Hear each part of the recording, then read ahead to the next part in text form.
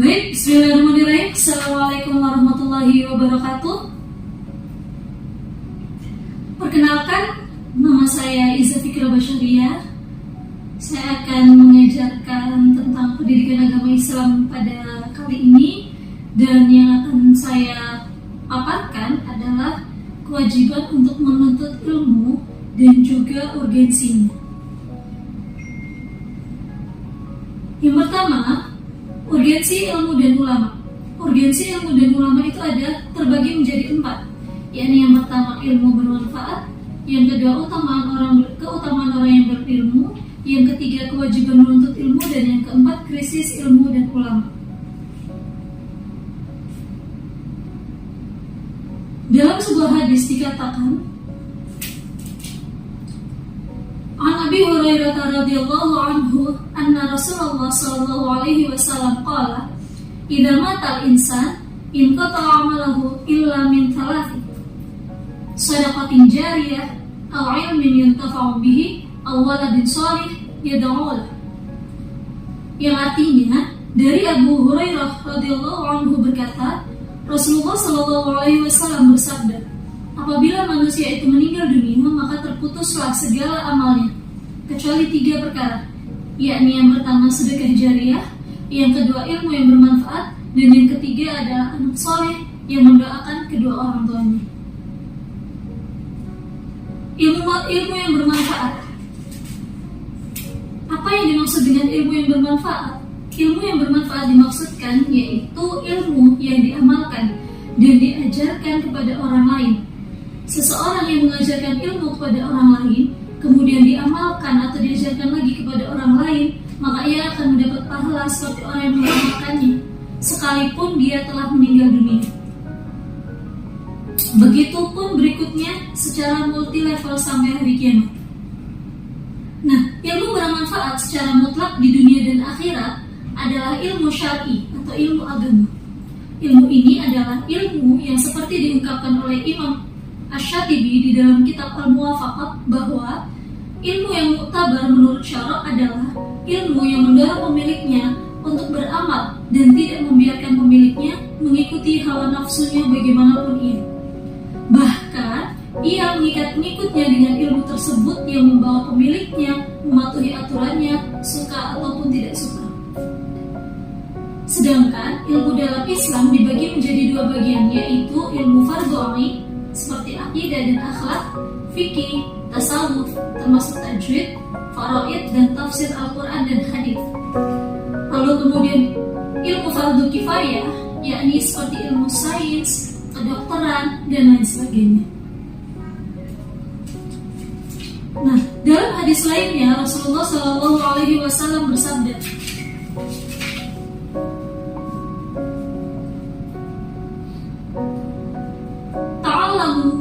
wa'allimu wa tawaddu'u limu'allimikum wa la yarau limu'allimikum.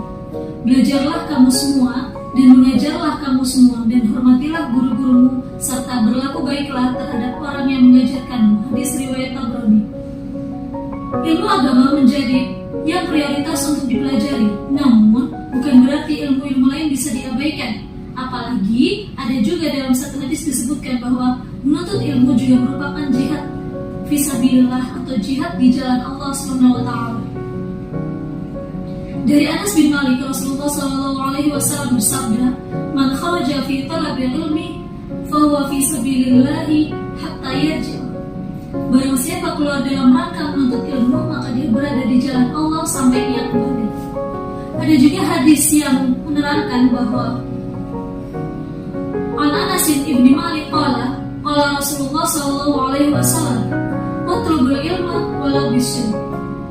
Fa inna talabal ilmi fariidun 'ala kulli muslim. Innal malaika tad'u ajnihataha li talibil ilmi ridwan bima yatlubu."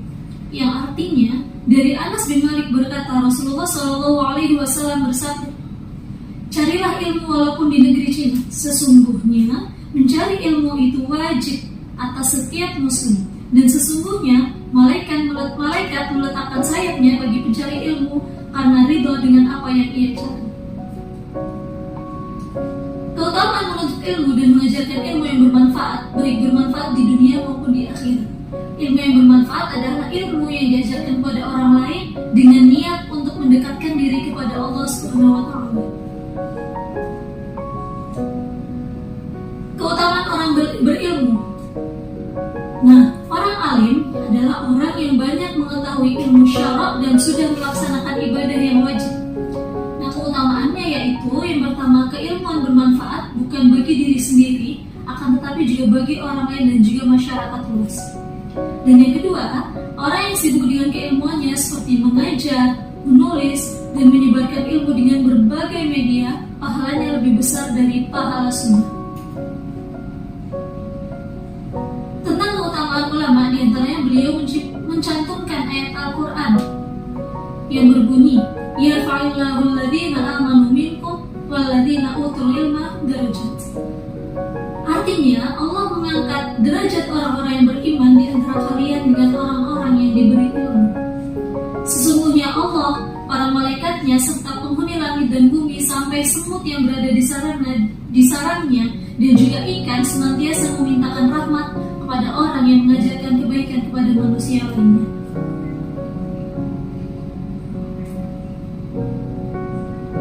Mencari ilmu suatu kewajiban sekalipun di mana saja dan dalam keadaan bagaimanapun juga.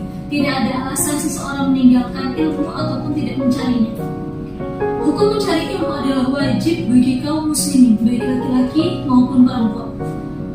Seperti dalam pepatah dikatakan, utlubil ilma minal mahdi ilal lahdi. Tuntutlah ilmu dari buaya hingga tiang lahat.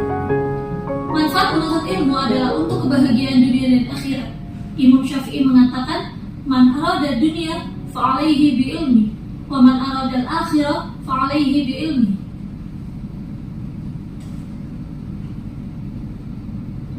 Baik, sekarang kita akan memasuki pengertian dari ulama.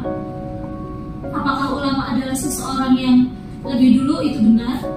Dan juga maksud ulama adalah ulama yang paham ilmu dan mengamalkannya, yakni ulama yang dinyatakan Rasul bahwa ulama adalah pewaris para nabi. Nah, ulama adalah sumber informasi dan juga sumber ilmu pengetahuan di muka bumi ini.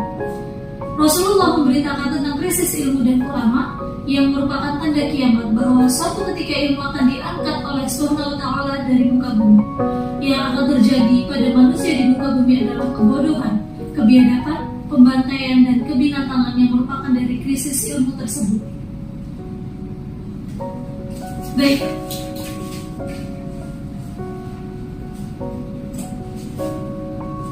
Selanjutnya dalam hadis dikatakan, Wa'an Abi Umamah radhiyallahu anhu anna Rasulullah sallallahu alaihi wasallam qala, fadlul alim 'ala al-'abid ka fadli 'ala adnakum. Thumma qala Rasulullah sallallahu alaihi wasallam, innallaha wa malaikatahu wa ahlas samawati wal ardh hatta an-namla fi hujriha wa hatta al-huta la yusalluna 'ala mu'allimin nasil khair. Yang artinya dari Abu Umamah radhiyallahu anhu bahwasanya Rasulullah sallallahu alaihi wasallam bersabda, kelebihan ahli ilmu atau alim terhadap ahli ibadah atau abid adalah kelebihanku terhadap orang yang paling rendah di antara kamu sekalian. Kemudian Rasulullah sallallahu alaihi wasallam meneruskan sabdanya, sesungguhnya Allah, para malaikatnya serta penghuni langit dan bumi sampai semut yang berada di sarangnya juga ikan senantiasa memintakan rahmat pada orang yang mengajarkan kebaikan kepada manusia.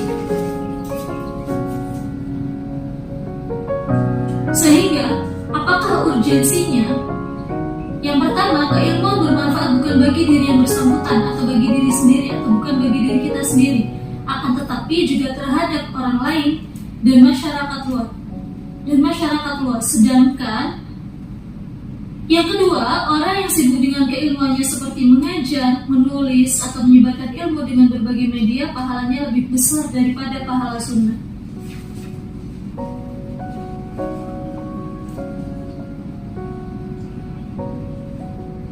Dan juga diketahui bahwasanya banyak sekali pelajaran yang bisa dipetik dari pelajaran dari materi kita pada hari ini, yaitu yang pertama, keharusan orang alim beribadah dan keharusan orang abid untuk berilmu, dan ilmu itu keutamaannya sangat banyak.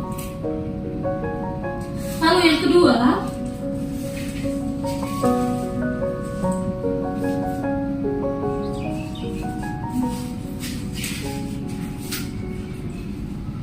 keutamaan menuntut dan mengajarkan ilmu yang bermanfaat, baik bermanfaat di dunia maupun di akhirat.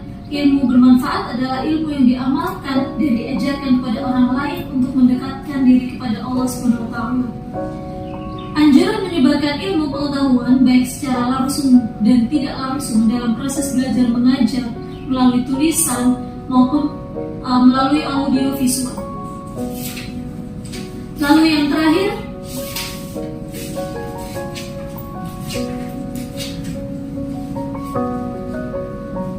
kewajiban menuntut ilmu adalah merupakan suatu kewajiban bagi semua muslim, laki-laki dan perempuan yang sudah mukallaf.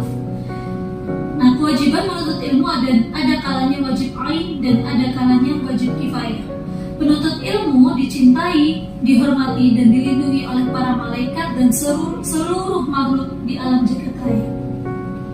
Baik, mungkin itu saja materi kita pada hari ini, dan semoga apa yang saya sampaikan dapat diambil hikmah dan juga pelajarannya, dan juga lihatlah, dengarkanlah apa yang saya katakan dan jangan melihat kepada siapa yang mengatakannya. Undur maqalah wala tamur manqalah. Baik, syukran, wabillahi taufiq wal hidayah. Wassalamualaikum warahmatullahi wabarakatuh.